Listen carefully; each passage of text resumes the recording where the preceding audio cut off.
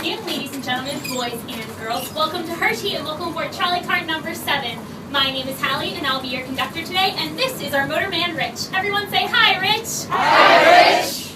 And we were waiting on one more person, a new conductor who I'm supposed to be training today, but we are on a tight schedule, so I guess we'll just have to leave without him. Are you guys okay with that? No. Yeah? No. Oh, just kidding, here he is.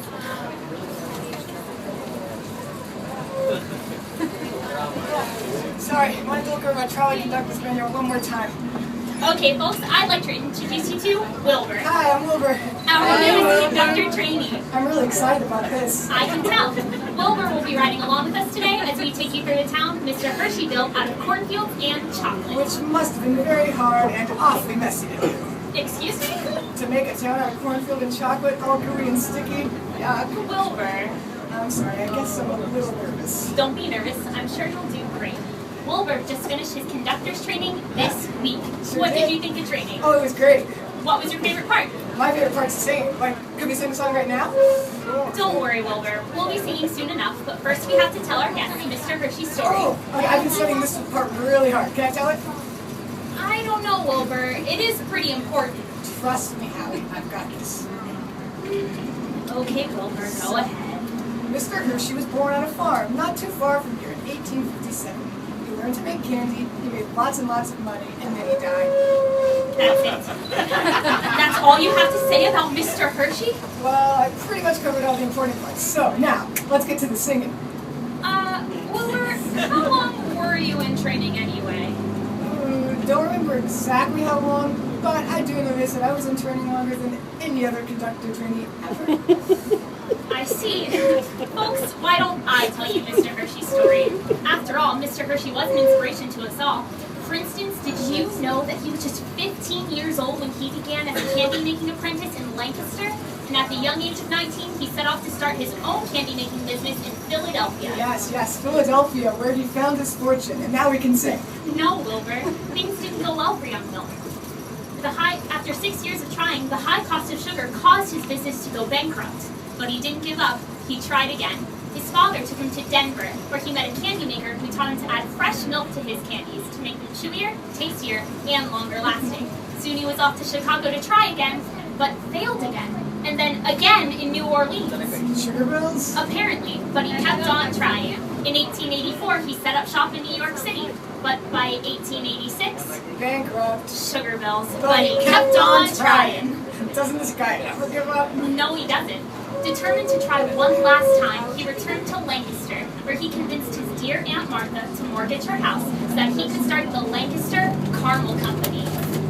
I think you mean the Lancaster Chocolate Company, right? No, Wilbur. Back in those days, chocolate was unknown to the United States. Most people don't know that Mr. Hershey's first success was in caramels. Success, you just said he failed 4 times. And he almost failed in Lancaster as well. But just days before the bank was coming to foreclose on Aunt Martha's house, he received a huge order for his caramels from England, of all places. He did? He did.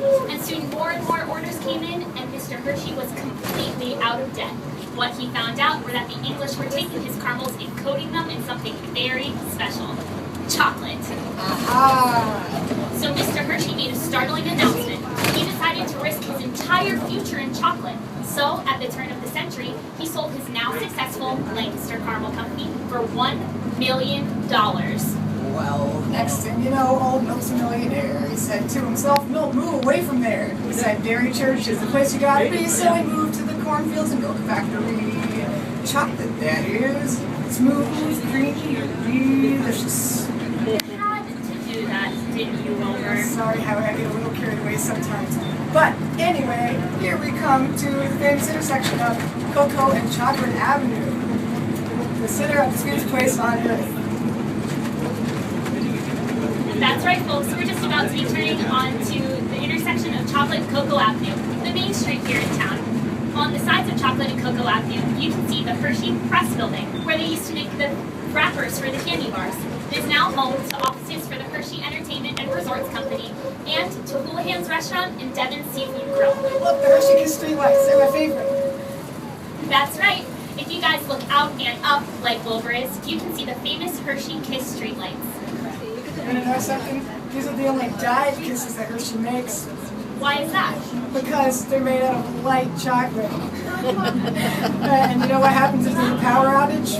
What happens? You get dark chocolate.